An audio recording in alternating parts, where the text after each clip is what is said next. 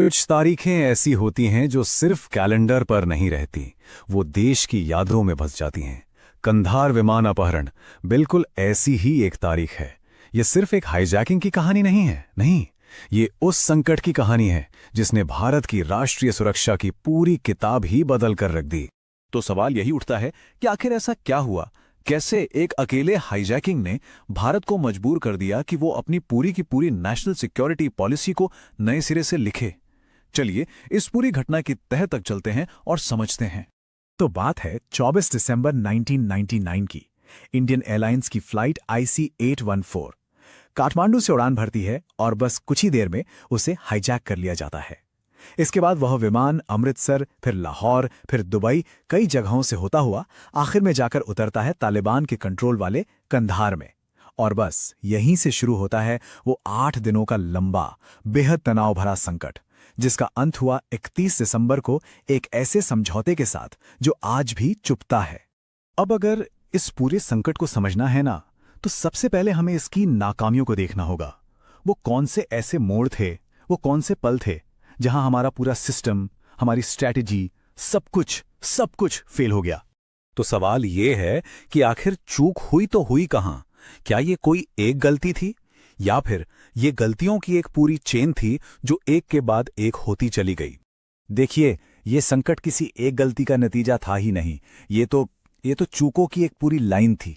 सबसे पहली और बड़ी गलती हुई काठमांडू में, एक बड़ी इंटेलिजेंस फेलियर, जिसकी वजह से टेररिस्ट हथियार लेकर प्लेन में चढ़ गए। सोचिए, इसके बाद आया वो मौका अमृतसर में, जो शायद सबसे बड़ी चूक थी। प्लेन वहां फ्यूल के लिए उतरा था, लेकिन दिल्ली से क्लियर ऑर्डर आने में इतनी देर हो गई कि वो सुनहरा मौका हाथ से निकल गया। और आखिर में एक बहुत बड़ी स्ट्रैटेजिक गलती, कंधार में तालिबान पर भरोसा करना। वो बिचौलिया बनने का नाटक कर रहे थे, लेकिन असल में तो वो हाईजैकर्स की ही मदद कर रहे थे। और इन सभी गलतियों की जो कीमत चुकानी पड़ी वो बहुत बहुत भारी थी। हाँ, 176 यात्रियों की जान बच गई, ये सच है, लेकिन उसके बदले में भारत ने जो कीमत दी उसका असर आज तक महसूस होता है। जिन 3 आतंकवादियों को छोड़ा गया था ना, वो सिर्फ 3 नाम नहीं थे, वो आने वाले सालों के आतंक का चेहरा बनने वाले थे। मसूद अजहर, जिसने बाहर आते ही जैश-ए-मोहम्मद बनाया, और फिर 2001 का संसद हमला, पुलवामा हमला, न जाने कितनी साजिशें रची। अहमद उमर सईद शेख, मुश्ताक अहमद जरगर, इन सब ने मिलकर आतंक का पूरा नेटवर्क फिर से खड़ा कर दिया।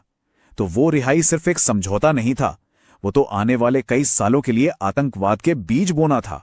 लेकिन कहते हैं ना, हर संकट एक सबक देता है, और इसी कड़वे सबक ने भारत को मजबूर किया कि वो अपनी सुरक्षा के लिए एक नई, एक मजबूत ढाल बनाए। कंधार के बाद एक बात तय हो गई थी कि ऐसा दोबारा कभी नहीं होने दिया जाएगा। तो जो सबसे बड़ा और सबसे बुनियादी बदलाव आया, वो था भारत की पॉलिसी में। 1999 से पहले जो एक वेट एंड वॉच वाली पॉलिसी थी ना, कि देखते हैं, बात करते हैं, वो सब खत्म। उसे पूरी तरह से खत्म कर दिया गया। कंधार के बाद भारत की एक ही बिल्कुल क्लियर पॉलिसी थी, टेररिस्ट के साथ नो नेगोशिएशन, कोई समझौता नहीं। और इस नई पॉलिसी को लागू करने के लिए सुरक्षा का एक मल्टी लेयर्ड डिफेंस सिस्टम बनाया गया। पहला लेयर हवा में, हर फ्लाइट पर हथियारबंद स्काई मार्शल्स तैनात किए गए। दूसरा लेयर जमीन पर, एयरपोर्ट्स की पूरी सिक्योरिटी की जिम्मेदारी खास तौर पे ट्रेन्ड CISF को दे दी गई। और तीसरा, सबसे जरूरी, रैपिड रिस्पॉन्स। किसी भी संकट में तुरंत एक्शन लेने के लिए देश के अलग अलग कोनों में NSG हब बनाए गए, ताकि रिएक्शन टाइम कम से कम हो। तो IC-814 की जो लेगेसी है, वो सिर्फ एक दर्दनाक याद नहीं है, नहीं, ये वो सबक है जिसने भारत को एक बात बहुत अच्छी तरह सिखा दी कि जब बात नेशनल सिक्योरिटी की हो, तो तैयारी का, प्रोएक्टिव होने का कोई दूसरा ऑप्शन नहीं होता। और सही मायनों में यही इस पूरे संकट का निचोड़ है। कंधार ने यह साफ साफ दिखा दिया कि नेशनल सिक्योरिटी के मामलों में इंतजार करो और देखो वाली पॉलिसी या फैसला ना ले पाने की हालत कितनी ज्यादा महंगी पड़ सकती है। ये एक ऐसा सबक था जिसे देश ने एक बहुत बहुत बड़ी कीमत चुकाकर सीखा।